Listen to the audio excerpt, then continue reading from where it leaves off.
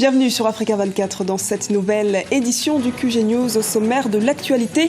Après un pays d'Amérique latine, c'est un pays africain qui organise cette année la deuxième édition du Forum mondial des droits de l'homme. La ville de Marrakech accueille jusqu'au 30 novembre 2014 ce grand rendez-vous international portant sur les divers aspects des droits humains. Le front de la lutte anti-Ebola se poursuit en Afrique. Le virus semble maintenant vouloir se propager également dans d'autres parties de l'Afrique de l'Ouest. Nous verrons qu'en Guinée, les autorités se mobilisent pour éviter l'apparition de nouvelles chaînes de contamination.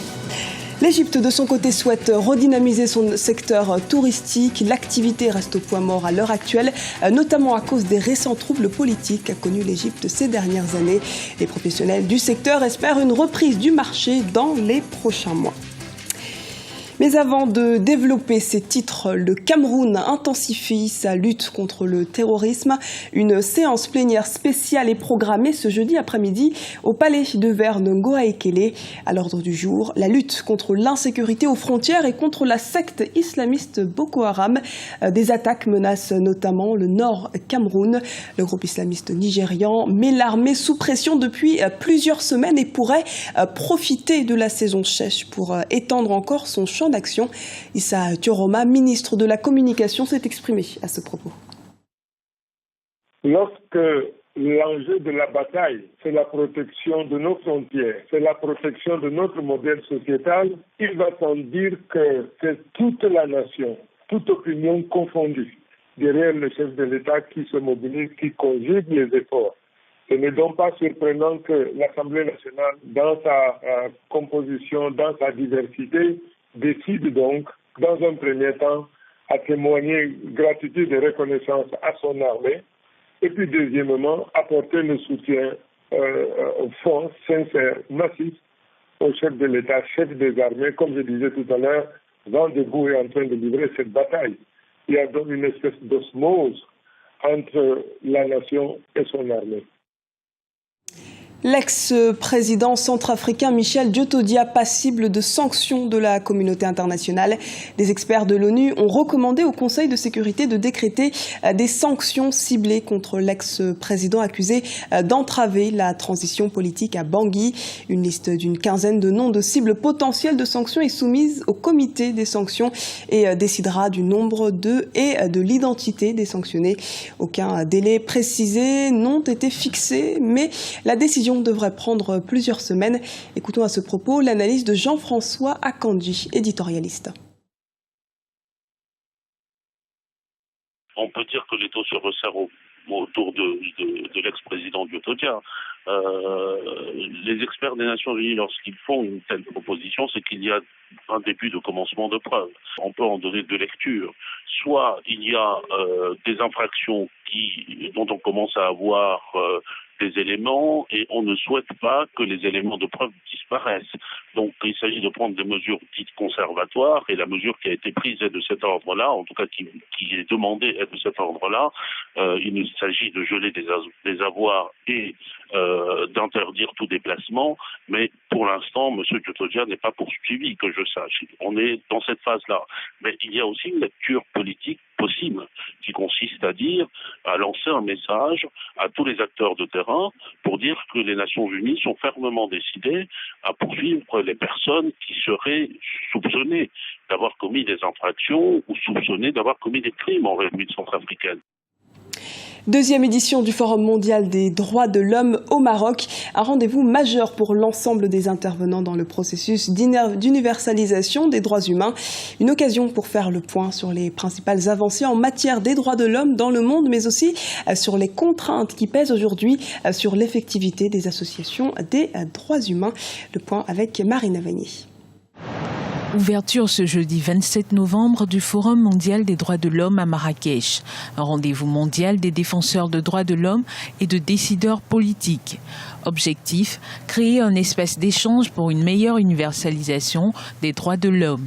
Venus de tous les continents, les responsables politiques, mais aussi les organisations de droits de l'homme, veulent remettre au cœur des relations internationales les droits de l'homme comme une priorité.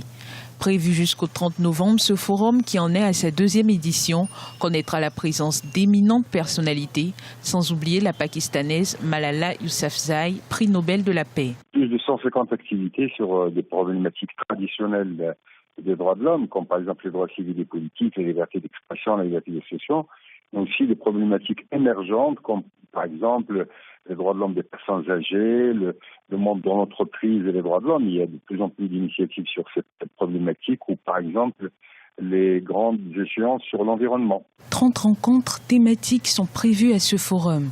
Le choix du Maroc est symbolique. Le pays entend s'imposer résolument sur la scène internationale en matière de promotion des droits de l'homme. Et la question des droits de l'homme, c'est toujours bon de l'aborder, même si on peut ne pas être d'accord sur la forme ou on peut ne pas être d'accord sur le contenu. Mais il faut rappeler que dans la région du Maghreb, pas uniquement au Maroc, en Algérie, en Tunisie, en Libye, en Mauritanie, c'est une question qui a été souvent entourée parfois d'interdits, de questionnements, de remises en cause, d'accusations, etc. Et là, je crois qu'il y a une nouvelle conjoncture politique, conjoncture également stratégique, géostratégique. Il y a beaucoup de changements dans la région arabe. Il y a qu'à voir ce qui se passe en Tunisie avec un processus électoral. Et tout ça fait que la question des droits de l'homme devient de plus en plus, plutôt de moins en moins tabou. C'est-à-dire qu'on peut parler des libertés, qu'on peut parler des droits politiques, des droits sociaux, des droits économiques, des droits culturels, etc. Parce que la question des droits de l'homme est une question complète. En décembre 2013, le Brésil organisait le premier forum mondial des droits de l'homme. Le royaume chérifien a été choisi pour l'édition de 2014, l'Argentine devant accueillir la 3e édition du forum en 2015. Comment se prépare l'opposition togolaise pour les prochaines échéances électorales au Togo? À quelques mois de la présidentielle, la question des réformes cristallise l'attention de la classe politique. Au cœur des discussions, notamment la limitation du mandat présidentiel, comme nous l'explique Guevanindo. L'opposition togolaise exige du parti au pouvoir des réformes politiques avant la tenue de la présidentielle de 2015. Une position rejetée ce mardi par le président Faure Gnassingbé en visite à Accra, qui affirme que la constitution en vigueur sera rigoureusement respectée. Résultat, la tension monte et le bras de fer devient musclé à l'approche de cette échéance électorale. Les réformes constitutionnelles indispensables pour mettre le Togo sur la voie de la démocratie sont lesquelles?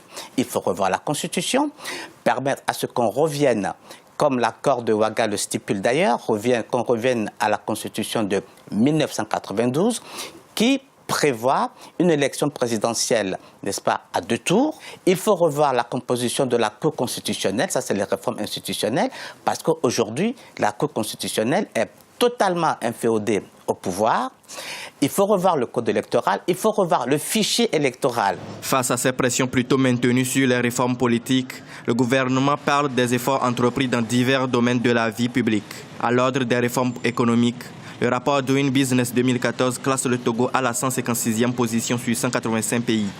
Un classement qui le hisse au 3e rang au sein de l'UEMOA. C'est vrai qu'il y a eu des progrès, il faut le souligner.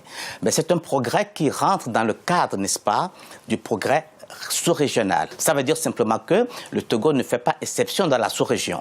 Donc il y a une conjoncture internationale qui permet aux pays de l'UEMOA de connaître une croissance. Mais ce qui est important pour moi aujourd'hui, c'est ce que vit le peuple au quotidien. Qu'en dépit de la croissance, quand on va dans nos hôpitaux, dans les hôpitaux togolais, il n'y a pas de médicaments. Quel est donc l'impact de la croissance au niveau de la population? Selon la constitution togolaise, le mandat présidentiel n'est pas limité. Un point qui préoccupe sérieusement l'opposition et une franche partie de la société civile. C'est en ce sens que des organisations civiles appellent la population à manifester ce vendredi dans les rues de Lomé. L'activité économique tourne au ralenti en Égypte, une situation inquiétante notamment pour les professionnels du secteur et en particulier les fabricants de bateaux du Nil. Le secteur du tourisme qui fournit du travail à près de 10% de la population a plongé après la chute du régime de Hosni Moubarak en février 2011. Les précisions de Birama Zaounera. En Égypte, l'activité touristique tourne au ralenti depuis 2011 suite aux événements qui ont secoué le pays. Beaucoup de travailleurs du secteur ont souffert de cette situation. Ici à Aswan, sur l'une des rives du Nil, des dizaines de navires sont amarrés en attente des clients. Une situation qui inquiète les travailleurs de sociétés de croisière et les fabricants de bateaux. Avant la révolution, le travail était mieux que maintenant.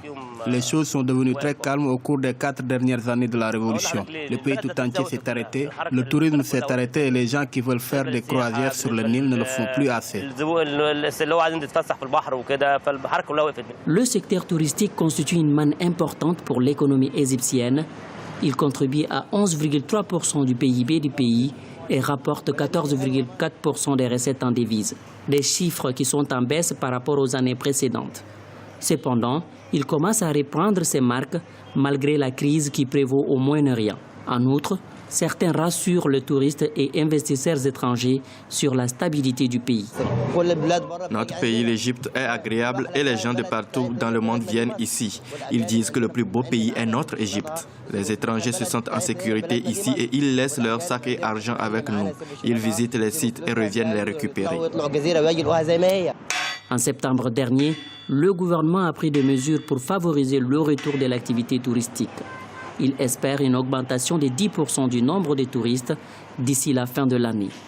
En attendant le retour des touristes, les bateaux à voile restent amarrés sur les rives du Nil.